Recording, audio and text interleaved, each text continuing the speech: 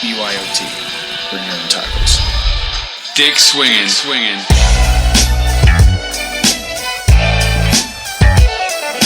You're listening to American Slacker Podcast. We can say fuck. With Matthew Gertz and Jesse Landers. I don't care, I've been smoking, this is cool. That's a decent amount of sausage. This man needs a doctor! Yeah, I just hope they're tasty. What's up with these clowns, man? Cut the lights and went through people's pockets. Don't you point that at each other. Let them smoke a little. You need to step it up to that point. We're not gonna lead with the. We're not gonna lead with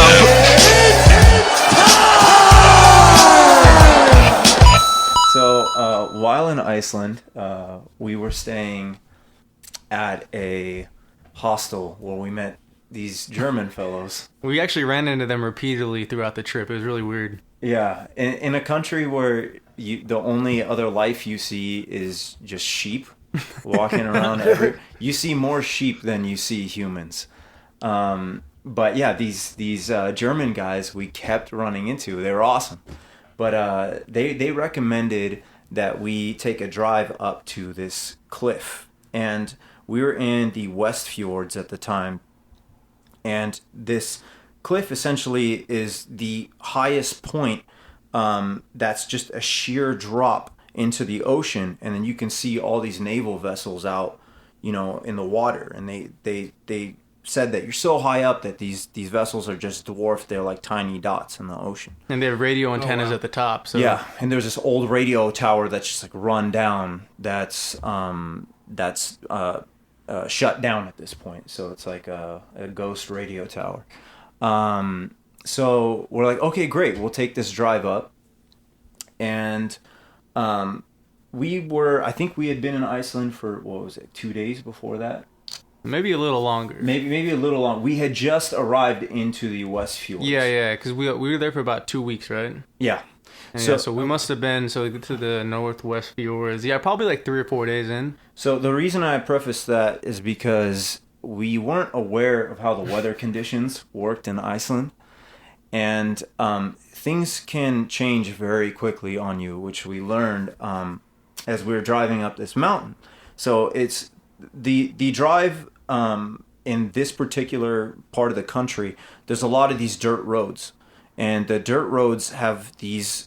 They run alongside the edge of cliffs, and it's just dirt and a cliff, and it's just sheer drop, and there's no railing, there's nothing, and it's like a little bit wider than the width of one car. So if another car needs to come through, you actually need to backtrack and then let them. Yeah, it can get real hairy. Yeah. And another thing, in the Northwest Fjords, most tours don't venture up that way.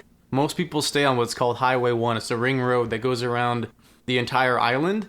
But to get to the Northwest Fjords, you have to branch off that main highway. And that's why we were getting up into these weird mountainous roads. So yeah, we're taking this drive and we're driving up, and it starts getting kind of foggy, and we're like, oh, okay, this is a little weird, but we'll just keep going. And then it starts drizzling, and we're like, okay, we're still good. We're driving up the path. Visibility's getting kind of weird, and the wind starts picking up. And at first, it was kind of bad. Yeah, there were some giggles in the car from nervous laughter, but yeah, it wasn't too bad yet. We're we could die if this got really bad, but we're still chill, so we're gonna laugh about it. Yep. And as we're climbing up further, the wind starts picking up to 80 miles an hour. No joke. It was shaking our van. Yeah, and at this point, we're doing switchbacks up this path, so it's a lot of sharp turning. Yeah. And the roads are tapering more narrow and more narrow. Yes. And as the wind picks up to a much higher intensity, the visibility is also dropping at the same time. We could only see a foot in front of the car. And this whole time we're thinking, what if there's another car up here and it's coming down? What do we do? It's not like we can back up. We're just going to be stuck here, waiting through this storm. and we're not sure whether to keep going or try to turn around. Yeah, because it would be really difficult. It was very difficult when we ended up turning around. It's super narrow and big drop-offs. and the wind kept getting worse. The van was like shaking from the wind. Yeah, so we're looking to our right, and it's just the drop down it felt like it would take a minute for you to hit the ground. And Wow. And so we're trying to go to the top, and as we get closer to the top, the wind intensifies so much that we're scared to open the doors at this point because we think that the doors just going to like, yeah, exactly. And so we hit this point where like, okay, we need to turn around. And at that point, Ryan switched seats with me.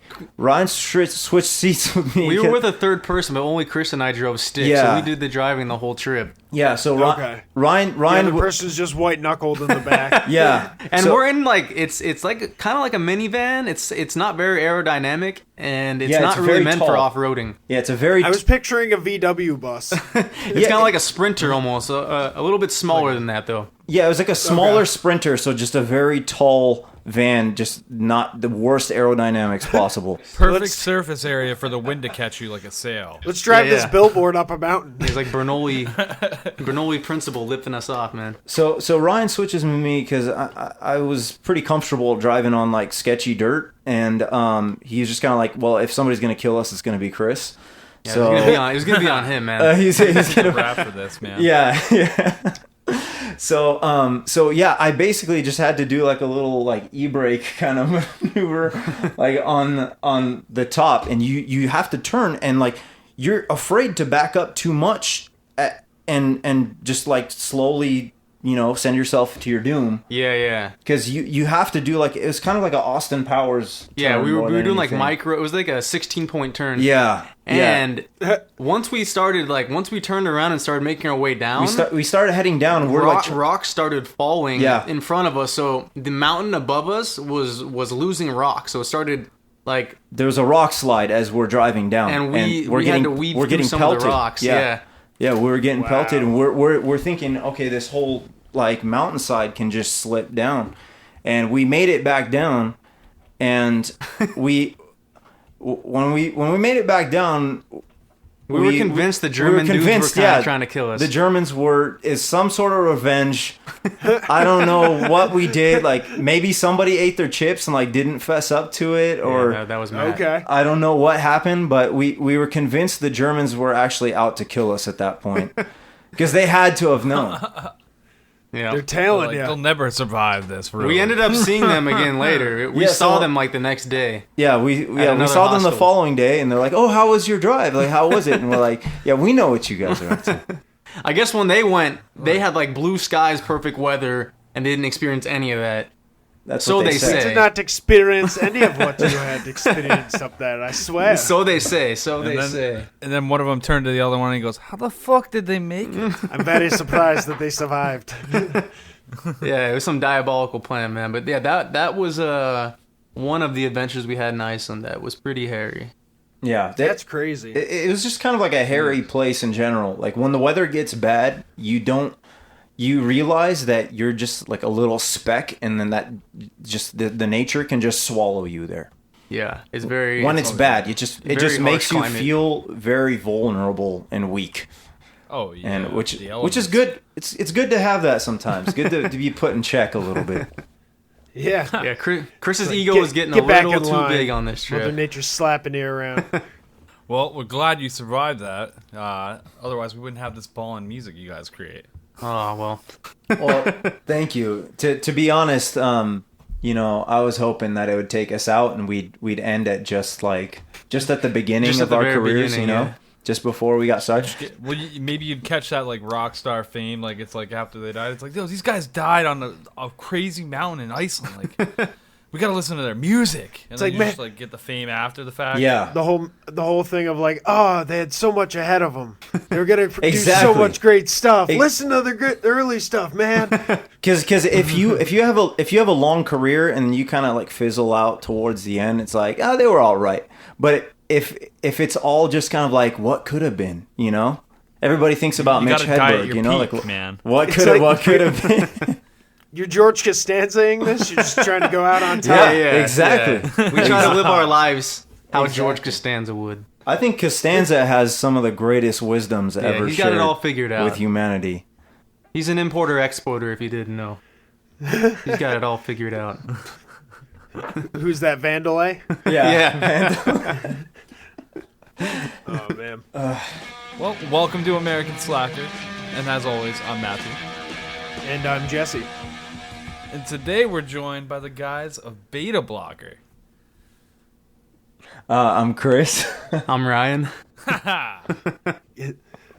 Every time. Every time. I was trying something new there. Didn't work. We can try it again if you We guys can want. do it again. No, we're good. You guys We're like the real awkward here at stuff. American Yeah, Slacker. that's great. Keeping it real. So, as Matt said, we have the guys from Betablock3r here, Chris and Ryan. And tell us a little bit about yourselves. Where do you guys operate out of? We operate out of Southern California. Yep. SoCal. We grew up in North Orange County, and it is the soulless abyss of California. And from that, we decided to make music as this sort of counterculture to, I don't know, maybe being like a real estate agent or something like that down here. It's like you have like 4 choices. Like business major, real estate. You didn't want to be a real estate mogul, huh? No, yeah. I mean, we could have gone that route. I think I probably would have ended like in like a very rock star kind of way, like just like way too much drugs and just like shot myself in the head. So like it Burns down all the houses. Yeah. It would have just gone downhill very quickly, but yeah. So out of this soulless pit, we somehow found each other. Yep. And soulmates forever. For life. Nice. So you guys didn't know each life other mates? since childhood, huh? No. Actually, we grew up, and it's funny. Now we realize now that we know each other, we have a lot of mutual friends. I was in a band in high school, and some of the guys in my band were very close with some of Chris's very close friends. So we were like in very close circles growing up. But we never met each other until after high school, and I actually met Chris through my sister. And then we started making music from there. Oh, cool. Yeah. Yeah. Small world. Small world indeed. Now, I remembered we had talked off mic at one point, and you said that the name Betablock3r, that sort of was inspired in a way by the area that you came from, and I know you called it a soulless abyss. Yeah. I think at least for myself, I feel like this place, I don't know what it is, like the lack of community. It's like very kind of, it's a very kind of right-wing place. I'm not trying to get political or anything like that. But when I was in high school, there was a lot of stuff going on in the world at the time, and there was a lot of fear. It was a large source of anxiety for me. From that, I kind of found music later on, and it was sort of the counter anxiety for me. It was that sort of like Betablock3r for me. Also, at the same time, from Orange County, we had like a big hardcore and metal scene, and that music. Ryan was very much involved in that, and he toured in that scene, and once I found that started a band in high school, and I immediately started dumping all my time and energy into that, because I was a very anxious person growing up. I think I still am a little bit. Just mask it a little bit better now. But yeah, spending time with friends and writing music and that community and that scene made me feel like I belong somewhere, and it was a really good outlet for me. But the odd thing about that scene is that people think it's very anxiety inducing. Like they're like, oh, like hardcore and metal, like that's scary, and like, what do you worship, Satan? It's like, what are you talking about? Only on the weekend. Yeah. Weekend Satanist. So yeah, and the music that we do now is like almost the exact opposite of that type of music. Not in the way it makes us feel or but just I guess what the sound communicates. Yeah, I mean, the sound palette I used in a lot of my older stuff was a lot of diminished scales, odd time signatures, and now we do a lot of like very harmonious, groovy and rhythmic things that it's just more fun. Yeah, it's not disorienting. The music I used to make was intentionally disorienting. Yeah, to be complex. It was like intentionally overly complex. Although it's funny, That's hardcore in general. Yeah. it's funny that I keep thinking like stuff like Foxy Shazam, where it's just sort of like all over the place and like coming at you from every different angle. I'd say Foxy Shazam was poppier than we were in the vein of like, so we did shows and touring with bands like Between the Buried and Me and the Red Chord, which is like Nice. Yeah, just if anybody knows what that sound is, it was kind of that palette of just it was like organized chaos. Nice. Yeah. Yep. So I could definitely see what you mean in terms of like your music under Betablock3r being sort of on the polar opposite side of that. Yeah. Without a doubt. Yeah, but What made you guys what brought you to this genre from that genre? That's where I'm interested. It was kind of a very natural progression. So I left my old band. I was getting in a lot of disagreements with the management and the label side of things, and I had always played other types of music growing up, and I decided I just wanted to try my hand at something else. And during that period, I thought it'd be a good idea to start, doing my recordings at home and start learning that stuff. I was on Pro Tools at the time. And right around that time, I met Chris. And he was the first person I'd met who was involved with music, but not necessarily was a drummer or guitarist or keyboardist. He was really good at engineering and production. And I knew that was like a path I wanted to go down. And I knew that if I wanted to do the music I wanted to do, that was the direction to go. So meeting him was almost like it made perfect sense, yeah, to team up, and we just started writing a lot of music together. Even before Betablock3r, we were just writing music for fun, and it just kind of turned into this. For me, it was I started out in visual arts, so music came actually afterwards for me, and I learned music through production software and through computers. Like I started on Fruity Loops. And in the very early stages of Ableton, I think actually around like Live 4 or Live 5, I can't remember, is when I started. It sort of changed the way I looked at making music and stuff like that, because I wasn't like a traditional instrumental, like I didn't play the guitar or drums or anything like that, but I could hear the music in my head. One thing I'll say is I've played with a lot of really, really, really good players, but working with Chris, it was all just about musicality. Like, did it sound good? Where a lot of people I used to play with, it was about being the most technical or, the craziest technique. And with Chris, it was just about writing the most musical sounding stuff. And that was really refreshing to me. And that's kind of why I gravitated towards working with him as opposed to other people who just wanted to show off raw talent of like, shredding some scales or something like that, Right. Yeah. Yeah. It was all about songwriting, and that's what was like. That's what I was trying to get at. And the proof is in the product. I mean, you guys put out a really good sound. Thank you, man. Thank you. Yeah, very unique too. Thank you. We appreciate that. Yeah, we kind of the way we crafted our stuff. I think Ryan and I just go very. We look very inward when we're writing, and we don't really think about other things that are happening in music and what's going on around us so much as we look at the past of where music has come from and how it's evolving, and we try to take it in the direction that we would like for it to evolve. And that's kind of like how we sculpt our sound. It's kind of like, what do we want to hear from music that we're not hearing right now, maybe. And so that's funny, because I could like totally hear your influence from like the past and the modern and in like your tracks. the combination of both. It's amazing because like people always ask me, what genre are you guys when I play you? Yeah, I have a hard time answering that question, actually. Yeah, me too.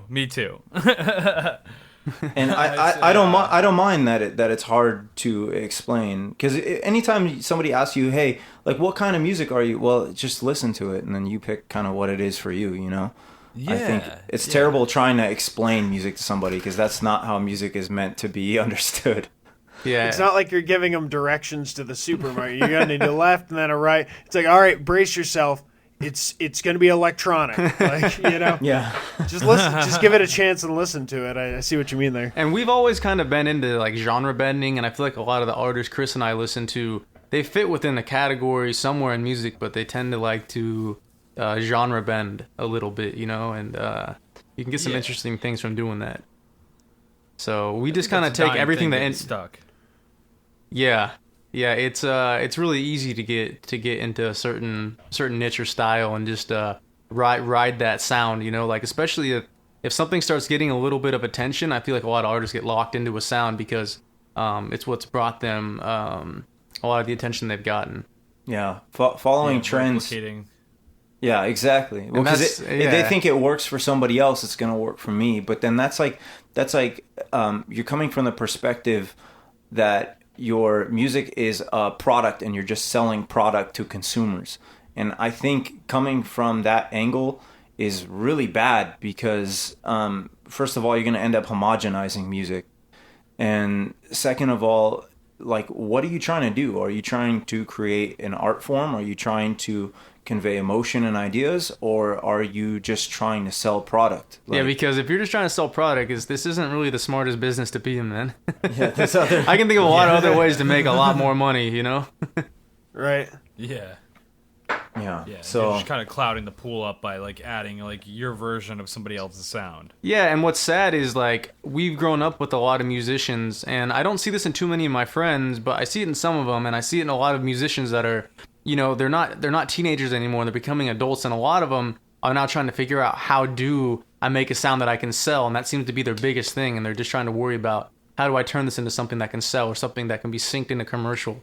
And that's like, when they're writing the song, that's what they have in their head, rather than how do we make something that's just dope.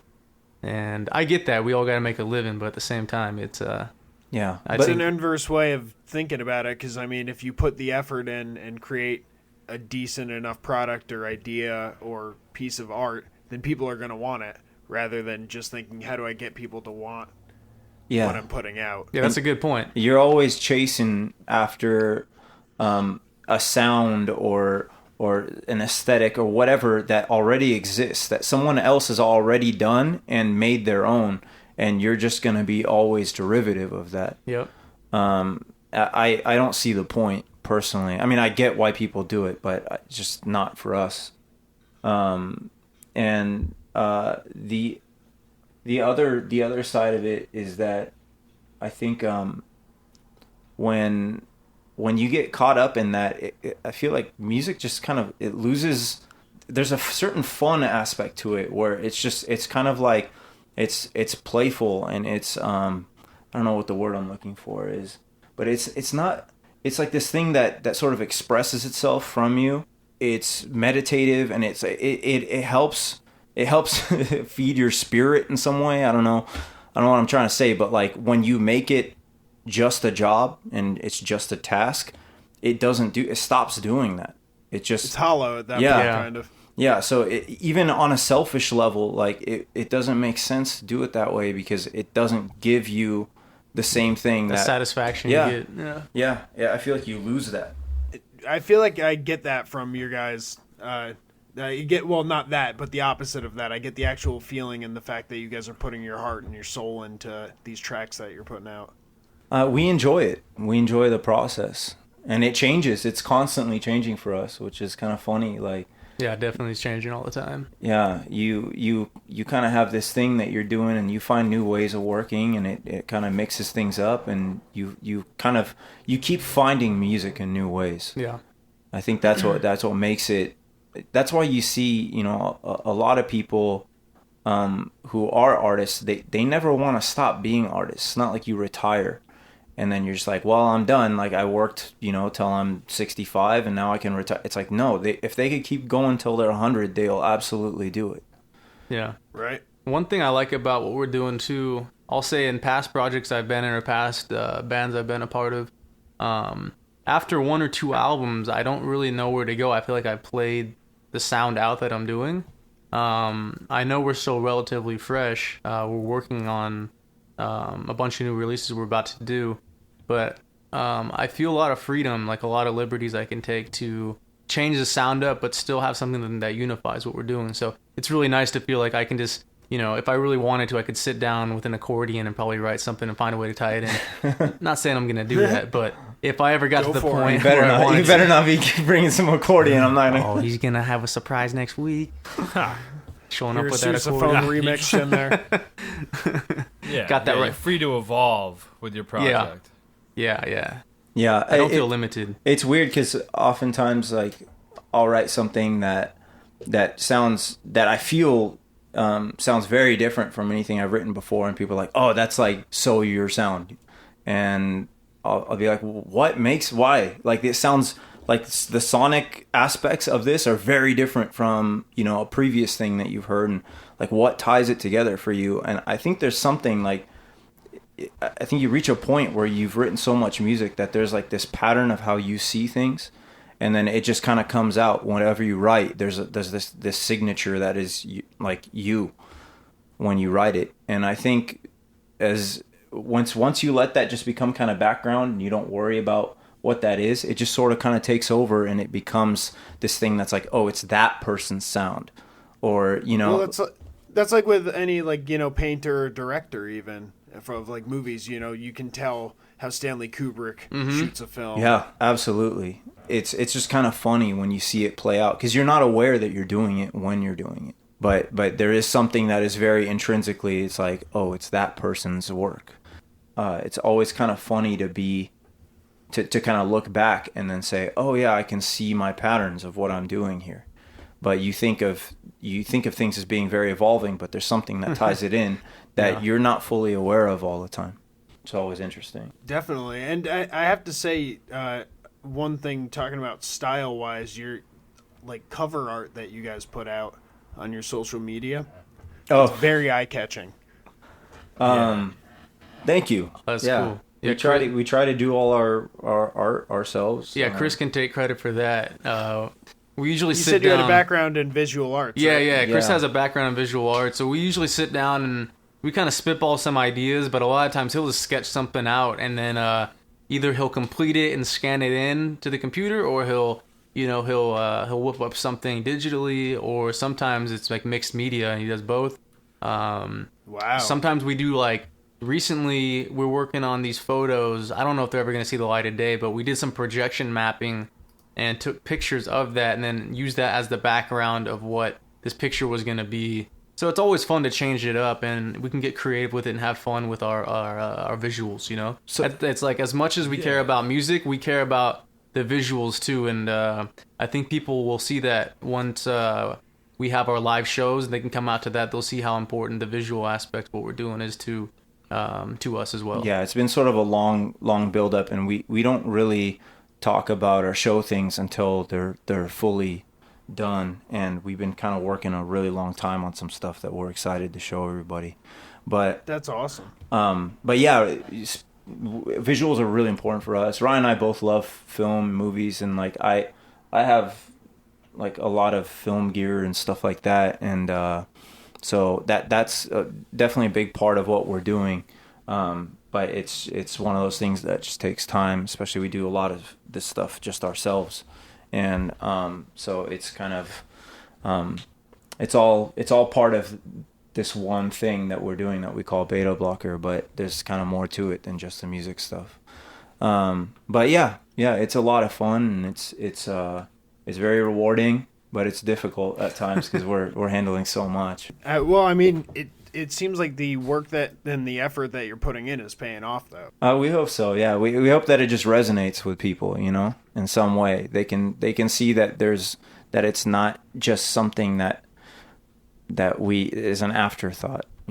It's hopefully people can see that there's some effort put into it, and that it's something that's important to us, and we hope we think that the people who listen to our music, that we owe it to them, because your fan base is everything for you, you know, like they're the reason you survive as an artist, and you owe it to them to always do the best that you can do with whatever you're doing.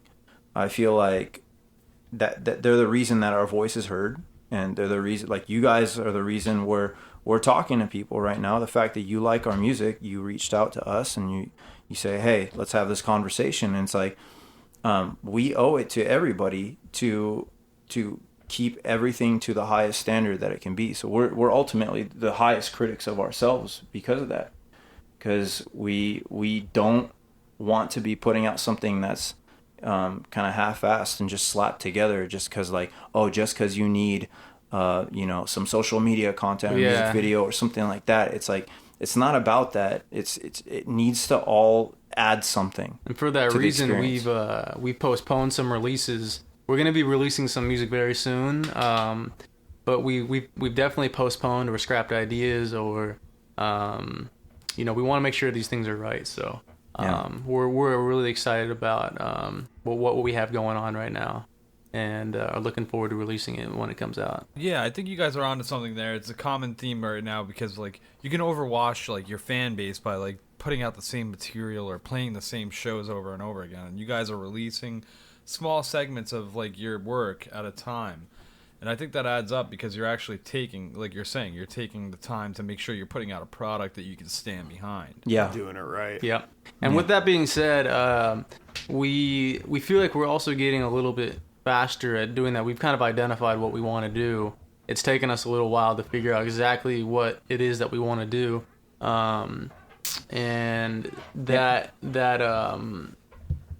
was reflective in, only a limited amount of singles coming out in the last couple of years. Yeah. But we actually have a pretty good sized body of work that we're working on right now that we'll be able to share with everybody pretty soon. So, yeah, it's kind of like this thing where you write like 1,000 songs, and then like you're like, I'm gonna share 10 of these, and yeah, in some ways it's kind of like, well, why don't you share like maybe 500 of those? And but it's just, to us, the only thing we have is just our instinct of like, this feels right, this doesn't feel right, and we just we do whatever we do based off of when it feels right. Then that's the time for it to come out. And now we've just amassed this massive body of stuff that we worked on, and we're like, okay, all these feel right, and we can put these together. It's just kind of funny, like how it all comes together. But that's the interesting thing, is with a lot of artists' first albums, people don't realize that they've been working on them for their whole life, pretty much. Like 5, 6, 7 years, or their whole life, ever since they, there's songs that I've heard artists wrote when they were just little kids. Like just some idea that they... That's why that sophomore album's so hard, because a lot of times they crank that out in a year. Yeah, if you had 10 years to write an album, and then people are expecting you to write an album the following year, and it's like, well, don't expect it to be the same as that first album. Right. Don't expect the quality, people. Yeah. But it changes. I feel like also on the flip side, because we've written so much music, that now when we write music, it comes together much faster. Like we can trust our instinct initially, and the songs just kind of like put themselves together, and like all of a sudden they're just done. They're like, we're looking at it and like, oh, this is done, this sounds good. And it's less of a struggle. I think when we first started out, we're finding ourselves in our sound, and it was kind of like, this doesn't sound right, but we got to keep chipping away at it until it does. And it's less of that struggle now, and more just kind of like it's this subconscious thing that just takes over, and it's like, next thing you know, a song's done. A little baby boy was born. Yeah, I guess you put in like the time, and then it sort of, you reach this point where it kind of takes a life of its own. And that's the risk, putting them out there. I don't blame you for being kind of reserved with your babies. Yeah. At the same, especially at the beginning, because it was more so at the beginning, especially because the initial impression people have, you can break that initial impression, but it's much harder to put out some songs that people don't like, and then put out a new batch and be like, but these ones you guys might like. It's hard to get that second chance. So, you know, those first few songs we put out, we really wanted to make sure that they were good. And now I think we trust our instincts a little bit more, and we're willing to, I think, take a little bit more risk with what we're doing now.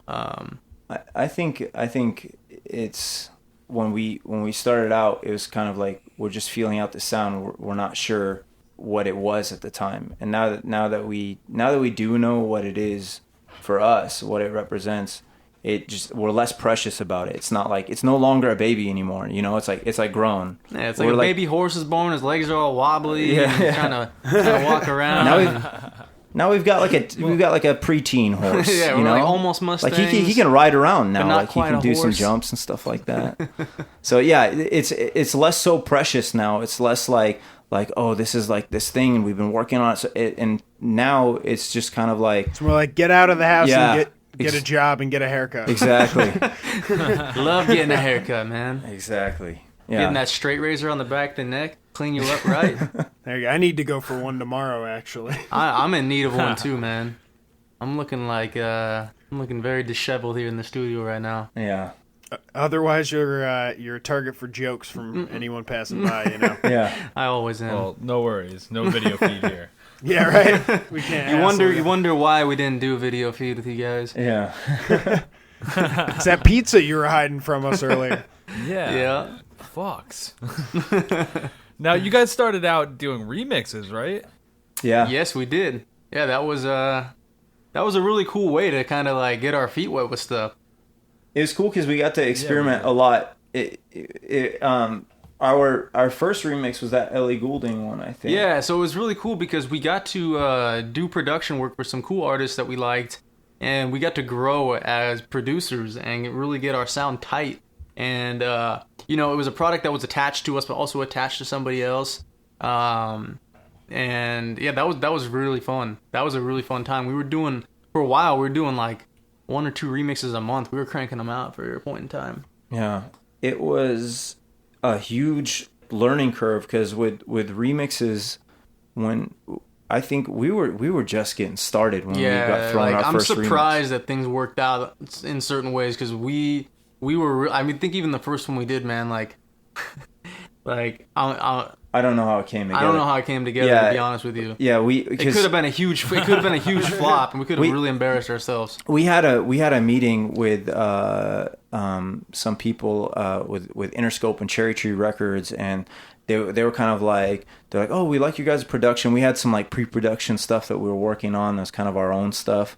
And they're like, oh, we like this. Like maybe we'll throw you guys like a remix, see how it goes. And like they were just kind of like you guys are still fresh and we want to see what you can do. They liked something about what we were doing, but they also didn't like something about what we were doing. I think actually at the time they told me like, your production sounds good, but like you need to work on your mixes. Yeah. And I remember getting super mad. I was like, not mad at them for saying that, just mad at myself. He still got a poster of him hanging up in his room. He throws a dark. Yeah, I throw a dark. Nice. Oh shit. But I was like, oh, I'll show you. Much? Yeah, so it was good. It was good that they said that because I focused so much on that. Yeah, it was good, honest feedback. It was really good, honest feedback because you know it's what's tough about what you're doing. Like we like showing some of our pre-production stuff to our friends because you really want somebody who's going to be critical with you. You know, it might sting a little bit, but it's better. And if they would have just told us, hey, this sounds great. I mean, we probably would have eventually gotten better. But you know, I remember going back to our studio after that and like. Yeah, things were different from that point forward. I remember just reading books and like watching all these videos on mixing and production and like really just getting down, thinking that, okay, you know what?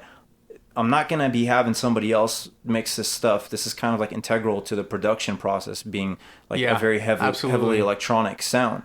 And so that criticism kind of pushed me to get way better at what I did. And eventually, I think we had that meeting, and it was like a month later, somebody hit us up, and they're like, hey, you guys want to take a shot at this remix? And it was for Ellie Goulding. And we did it, and we just didn't sleep for days and just kept going nonstop. And I'm pretty sure we submitted it after the deadline, actually. Yeah, and then we didn't hear anything for a little while. And we were just kind of like, well, that was our chance and we blew it. That was our And then a few weeks later they get back to us and they're like, hey, like, you know, her A&R team really liked it, her management liked it, it's going on her remix EP. And it was actually, I think it was the first track on the EP. And they mentioned something like, oh, they might do a remix video for it. They never did, but we ended up getting good feedback, and like it was totally unexpected. We thought we blew it, and it was a nice, refreshing it was like our turn first, of events. Yeah, Yeah. it was our first experience with like the industry. We ended up So sharing. that's a break. Yeah, we got a break. We ended up cracking a sody pop after, and we just, you know, we cheersed them. We had a little nice night, you know. But, you know, I mean, you guys kind of do it too. It's fun working, like, you know, Chris isn't just like my production partner. We were really good friends. Like we hang out all the time. Like people think because we work together so much, like we vacation together, like we hang out on the weekends together. It's fun working with your friends, you know, like. It's Yeah, it makes it a lot easier. Yeah, it's you also develop a language when you spend a lot of time with people you work with. You know how to communicate things on a level that's just, so something's just go unsaid. You just know right away. Yeah, And it makes the creative process a lot easier because, you know, you've kind of gone through the like the ego aspect of it, where it's like, well, I wrote this, what do you think? And it's like who cares? Just, does it sound good? If it doesn't, we just kind of toss it, and it's like, all right, let's just write another thing. Yep. No hard feelings, you know. Yeah, Except when there are hard feelings, and then we duke it out. Yeah. But then you get over it. Yeah. yeah, exactly. Except I harbor these resentful deep feelings resentment. deep down, and they come out at very like inappropriate times, like during interviews and stuff like that. Yeah. Ryan just. And that's how the True Hollywood story of Betablock3r ends. Yeah. Yep. Exactly. I can see it now. All ended here on American Slacker. Thanks, guys. You were the catalyst. Oh, great. We were the ones that broke them up. We've been blamed for so many things. We're only 40-something episodes in. Come on now. You guys are doing good. You guys are infamous. So I have to ask, is it true that one of your remixes was featured in a Cadillac commercial? Yeah, Yeah, that is true. That Yeah. is true, actually. that is true. How'd that come about? That Digging was deep, man. That was kind of interesting. That was very very very interesting, actually. Interesting and unexpected. Yeah, so we had done that remix like a year prior. Yeah, almost. we had done it a year prior. Chris and I were both. I think we did it in like, we had a week deadline to do it. We did it and we submitted it, and we thought it sounded pretty cool, but we didn't really get much feedback on it, and it just kind of sat there.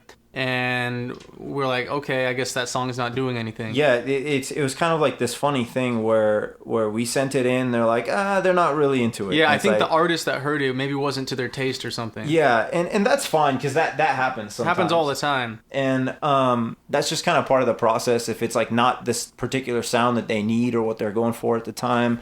Like when we started out, we were doing remixes on spec. On spec, so you do the work and then you find out if they're gonna buy it later. Yeah. It's okay. it's a little nerve wracking, but So yeah, it was this kind of funny thing where like we wrote it and then there was like no feedback, and you know the prior remixes we had gotten good feedback on it. So Ryan and I looking at each other like, are we shit now? Like, is this? and like, we thought it sounded pretty cool. did Like, we thought we had stepped it up in a way too. Yeah, we thought it was a big step up for us at the time. It felt like it. Like our production sound was better on that than our previous stuff. And so It's like it a was, year later. It was Yeah. like a year later. Yeah, a year. Oh, wow. It was really funny because the way we found out was Ryan saw like somebody. Well, we knew that something might happen. We heard from our manager that, because we had to send some stems. Oh yeah. She didn't tell us what it was for. She just said, hey, there's a potential commercial. Can you send me over the stems of the track, which are like the individual components of it? We said, yeah, we did that. And then we didn't hear anything about it. For a and while. then I think like a month later, I get a notification on my phone from our YouTube channel. Somebody commented on the video saying, I just saw this on a Cadillac commercial. And I was like, oh, really? And then I did what's that? quick Google search, and yeah, there it was. And this thing aired for like 3 months in the U.S. And it was like on all the time. It was actually pretty cool. I remember going to Vegas actually and like being out at a bar. I was like, oh, hey, that's Yeah, it was weird because our friends kept like texting us like, oh, I just heard it, and then like towards like the end of the 3 months, they're like, dude, I'm tired of hearing your music. I hear your think it song aired like like 14,000 times. There's a website that keeps the stats and is like, yeah, it was crazy. Yeah, it was crazy. It was weird. It was just weird hearing this thing that you created. Like it felt like so long ago. Like it felt like ancient history. And to us. it was kind of in a way too. It was you know. It was good too because we thought it was a good track. We thought we had done the stuff in a tasteful way, and then once the right people heard it, they agreed, and so it kind of it was reinforcing for us too to keep going with our instincts, you know, and not just try to give them what they want. We did something that we thought sounded cool, and it worked out in the long run, and so that's kind of been like our inspiration for everything we do. Yeah, it might not work out right away, but you know, this industry is crazy, and sometimes it takes a while for things to catch wind. I mean, you hear stories all the time of singles catching like a couple years after they come out. This is a dated story, but there's that band back in the day, Harvey Danger. I heard they wrote that song Flagpole Sitta, then broke up, and then the song blew up, and they got back together and started touring. It's like, oh shit, yeah. You never know. You never know. Once it's out there, it just takes on a life of its own. Yeah, it becomes its own thing. It's like a separate entity from you. It can gain traction whenever it wants to. Whenever the perfect storm happens, it just like things. It's like one of those bugs that lays dormant for years, and then like every 7 years, it comes out to mate. Growing up in New York, we know all about cicadas. Those fuckers are loud as shit. Motherfuckers. Yeah, they wreak havoc, right? They go ham in New York. Yeah, oh, dude. Well, it's weird. There's shells all over the place. It's kind of creepy. That's what I was gonna say. You see little like outer shells of the bugs hanging off the trees. That's exoskeletons. That's very poetic. Like, what the fuck is this alien? They're shedding their old self. That's exactly what our music is. It just leaves its shells everywhere, and then there you go. I want to see a cicada in some of your fucking album art. You got it. Far out covers. You got it, big guy. We might do that. It'll be just like this random inside joke. I'm just gonna mail you a bunch of dead ones, dude. Oh, great! No. I keep shaking the box. Or live ones. No, it's even worse. We'll see once they get there, I guess. I mean, I'll give them plenty of food. We've already tracked your address down. Yeah. We know your IP. Make sure to put some holes in the box. Yeah, right. So this has been great. I mean, I'm not sure if there was anything else that we wanted to really touch on. Matt, was there anything else on the table? I'm a big fan. I love your guys' music, man, and I gotta say it goes hand in hand. The art that you guys put out with the music is perfectly matching, and I appreciate it. The artists within you guys. Thank you guys. Yeah, we appreciate the kind words for sure. It's actually been great talking to you guys because what's weird about just doing any type of art, you kind of put it out there, and then there's people who it resonates with, and then sometimes they reach out, and then you just have these interactions with people that you never would have met otherwise. And I feel like we get to meet some of the greatest people. Some really cool people. Yeah, that are like kind of reach out and like, hey, we like what you guys are doing. And it's like, and it turns out they're doing some cool stuff. Yeah, you guys and are it's doing like, cool stuff. Yeah, so it's really cool that I feel like it's kind of like this added bonus of doing this, that we just happen to gravitate towards other people who are into the same things. And one other thing I'll say too is we do have new music coming out. It's been a while since we've released a single. It's the music is very close to being done, and we don't have a for sure release date yet, but it's probably gonna be coming out late summer this year. Around that time. Yeah, so we're looking forward to it. Yeah, so towards the end of I love everything you guys put out, honestly. And I mean, What You Wanted, your last single from 2016, solid. But I mean, in my head, caught my heart. Stole my heart with that song. That one has done I'm gonna say some cool things. Yeah, we appreciate it, man. You guys are at 9 million plays on Spotify, and I'm probably 100,000 of those plays easily. I believe it. I believe it. We owe you lunch when you come out here, then, man. Yeah, when you guys, we'll definitely rendezvous. That's what we'll do when you guys come out this way. Yeah, when you guys are coming out for an event, right, or something? Yeah, late August. Conference, podcast convention. Yeah, you guys should hit us up. We should schedule. We should all when you're meet out up this way. Definitely. Definitely. We'll for sure make that happen. We'll give you the full Beta Blocker experience. We'll show you everything. Sounds awesome. Uh-oh. Oh shit. Well, not all of it, I'm sure. Now, do you guys want to throw out some plugs there? Plugs, man. I mean, just throw a shout out to our sponsor, Tide Bleach. Yes, Monster Energy drink. Monster. Come on now. I'm talking about that beautiful Instagram with your cinematography on there. See, if you mix the two sponsors, it makes a great drink. It's Oh, yeah. Monster a little bit of Bleach. a little bit of Monster. Feeling clean and ready to go. I start every day Jim off with a Jones cup of cocktail bleach. to me. Our founding father, Jim Jones. Yeah, if people want to find us on Instagram, where it's just Beta Blocker, Yeah. and then the last E is a 3, and it's all one word. Same thing, Facebook, SoundCloud, Spotify. yes. Twitter. Yes, and I think honestly, like for those of you who are out there and not using Spotify, you should definitely start using it because it's a great way to find all kinds of new music They and make stuff like custom that. playlists for you each week, and it's they have people handpicking your playlist. There's people choosing music for playlists, and the people that work there love music. And it's really not like Yeah. it's not like the payola type system that you get from radio, where like it's kind of like pay to play, and you know some artists just have good money and they have the right people pushing them. But with Spotify, like it's a level playing field. You can't buy your way in. Like the big music playlists and curators, stuff. they're just finding music that they love.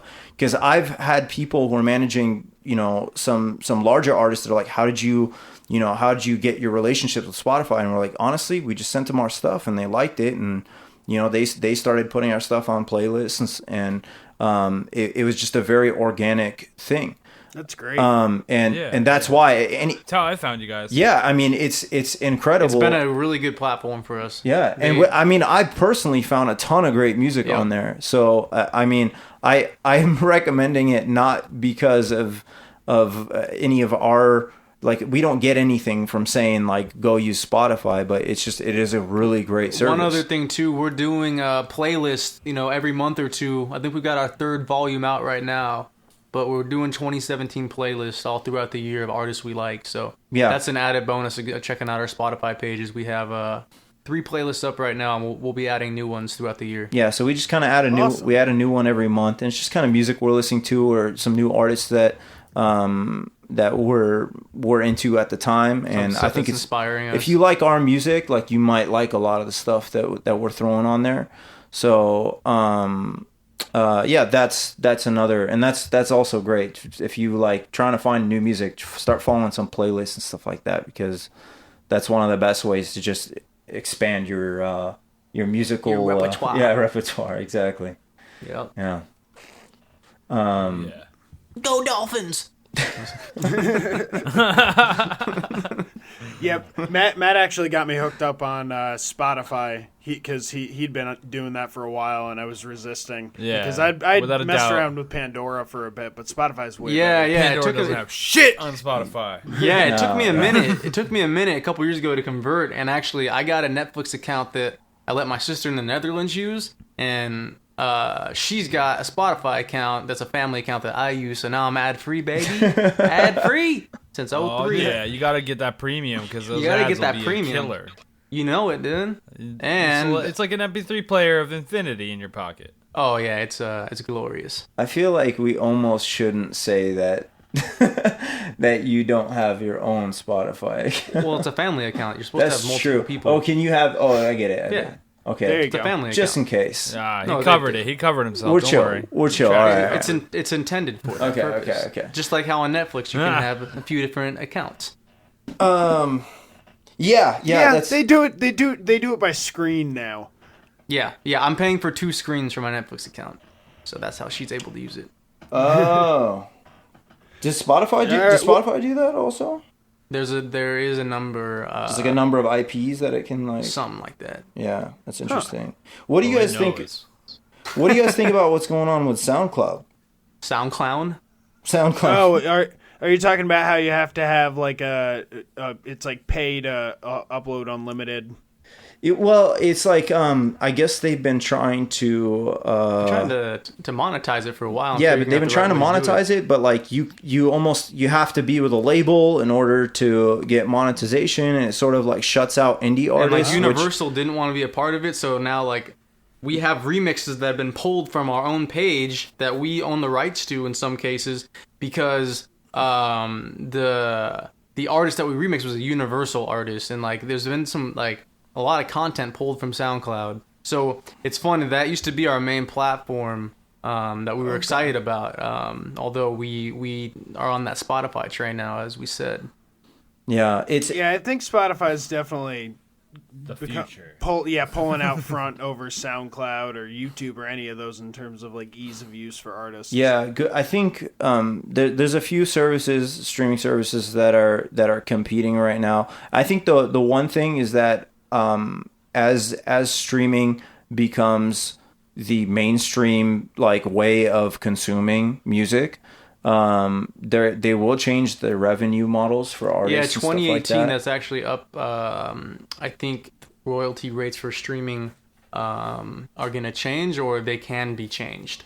Yeah. Okay. So hopefully that means, because a lot of artists before they were kind of resistant to streaming because unfortunately, when a lot of artists when they sign the labels take like a huge percent of the streaming revenue, so the artist never really sees any and of not it. only that, the labels can actually negotiate a higher rate that they get from when ads are played or clicked on. Yeah. But that as an independent artist you can't negotiate, and then they're also taking the lion's share of the revenue from the artist. Yeah. So we hope that it becomes more friendly to indie artists, because indie artists help build up SoundCloud, but then now SoundCloud's kind of turned its back on indie artists, and we just want there to be, because the way things happen for us is we were just posting things, and like the fact that you don't need a label to release music now, right? It sort of democratizes the process, and go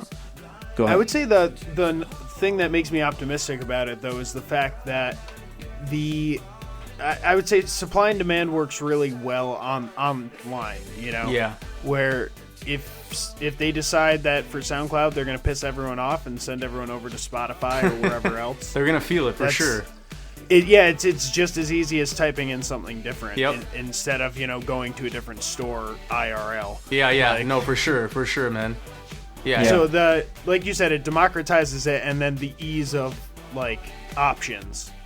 Yeah, I think we'll hopefully smooth that road. We're seeing a big like shift in terms of who sort of controls what in music. And before, the labels were really the gatekeepers, and there was really no way around it. They were the ones who they controlled the radio, and they controlled who they could sign and what music gets released, and they had to distribute physical copies of things. And now that that's gone, it's kind of like the wild. Reminds me of, do you guys see the movie Airheads? Yeah, where they take over the radio station. Adam Sandler. Steve Buscemi.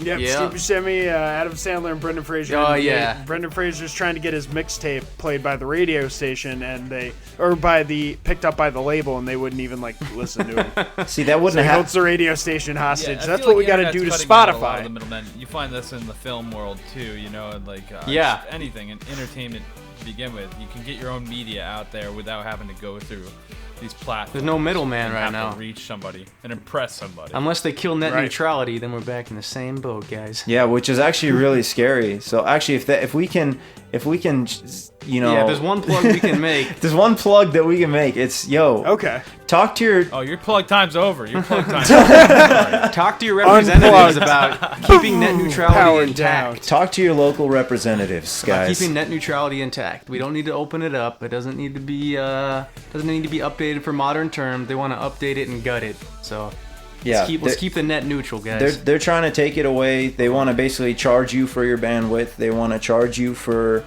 basically, they want the cable companies to fuck everyone over and attach a boat anchor to the speed of their ISP. Yeah, because they're losing money with people with TV, services. Everyone's cutting the cable cord, so now they wanna find a way to monetize the ISP. You know, like our They just connection. throw cable in the bag with your internet on the way out, like an avocado in California these days. Exactly. Yeah, so that's our one thing. Yeah, that's the one thing. If you take anything from this, don't listen to our music. Just preserve net neutrality. Yeah, that's just preserve net it. neutrality, guys. If you do that, we're happy. Listen to their That's music why we had too. you on here.